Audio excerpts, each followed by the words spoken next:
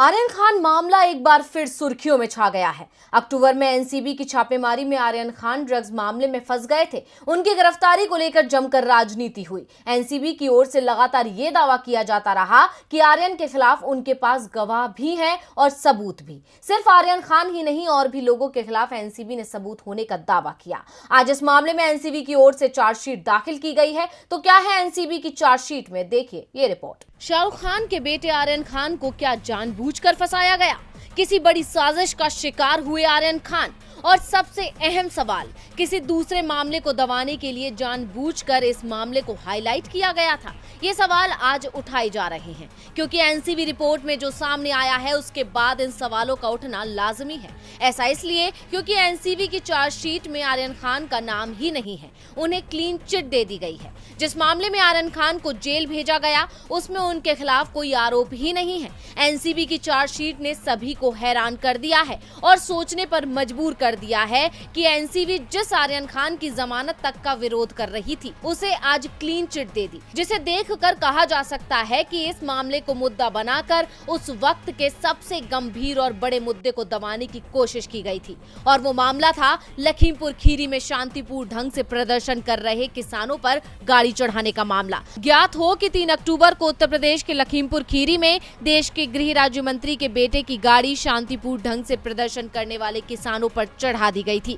जिसमें गृह राज्य मंत्री का बेटा आशीष मिश्र मुख्य आरोपी है और इस समय जेल में है। इस मामले को दबाने की भरपूर कोशिश की गई। उसी दौरान आर्यन खान मामला सामने आया, जिसे मीडिया में जबरदस्त तूल दिया गया, जबकि गृह मंत्री के बेटे को बचाने की कोशिश की गई। और आज ये साफ हो गया है कि आर्यन खान का मामला मीडिया में क्यों उछाला गया। बता दें कि पिछले साल 2 अक्टूबर को क्रूज पर एनसीबी ने रेड की थी, जिसमें आर्यन खान को मिलाकर कुल 19 लोगों को गिरफ्तार किया गया था। मौके से 6 लोग गिरफ्तार हुए थे, जिसके बाद अलग अलग वक्त में सभी आरोपी जमानत पर बाहर आ गए थे। एक आरोपी फिलहाल जेल में ही है। आर्यन खान को इस मामले में करीब 3 हफ्ते से ज्यादा दिन जेल में बंद रहना पड़ा था। बड़ी मुश्किल से उन्हें सशर्त जमानत मिल सकी, लेकिन आज आई एनसीबी की रिपोर्ट ने सभी को हैरान कर दिया, क्योंकि रिपोर्ट में आर्यन खान को क्लीन चिट दे दी गई है।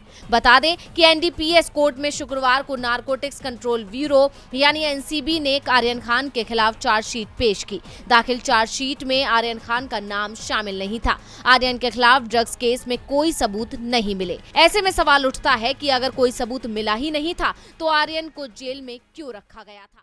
13 से 15 मई तक कांग्रेस ने उदयपुर में चिंतन शिविर किया, जिसमें कई मुद्दों पर चर्चा हुई। आगामी चुनावों को लेकर रणनीति भी बनाई गई, कई अहम फैसले लिए गए और अब पार्टी अपनी रणनीति के तहत काम करने में जुट गई है और इसकी शुरुआत की जा रही है हिमाचल से। क्या है कांग्रेस का प्लान, आइए देखते हैं इस खबर।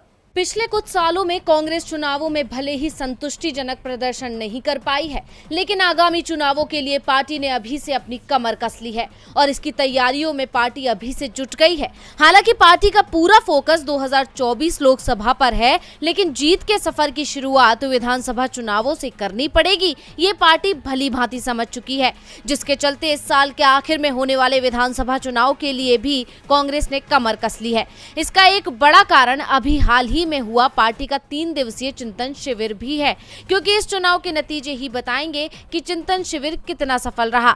ऐसे में अब पार्टी उसी रणनीति के तहत काम कर रही है जो चिंतन शिविर में बनाई है। इस चिंतन शिविर में हिमाचल चुनावों पर भी चर्चा हुई। ऐसे में अब पार्टी ने हिमाचल चुनाव के चलते अपनी तैयारियों को रफ्तार दे दी है। पार्टी ने शिमला में कांग्रेस वर्किंग कमेटी की बैठक करने का फैसला लिया है। कहा जा रहा है कि ये बैठक 4 से 5 जून को हो सकती है। बता दें कि हिमाचल प्रदेश में होने वाले विधानसभा चुनावों की तैयारियों में कांग्रेस पूरी तरह से जुट गई है। इन चुनावों को लेकर कांग्रेस आला कमान भी काफी गंभीर नजर आ रही है। हिमाचल में इस साल के अंत में विधानसभा चुनाव होने हैं, तो ऐसे में चुनावों से ठीक पहले शिमला में ये बैठक होने से कार्यकर्ताओं के बीच अच्छा संदेश जाना तय है। सीडब्ल्यूसी की बैठक शिमला में करवाने को लेकर भी चिंतन शिविर में चर्चा हुई थी।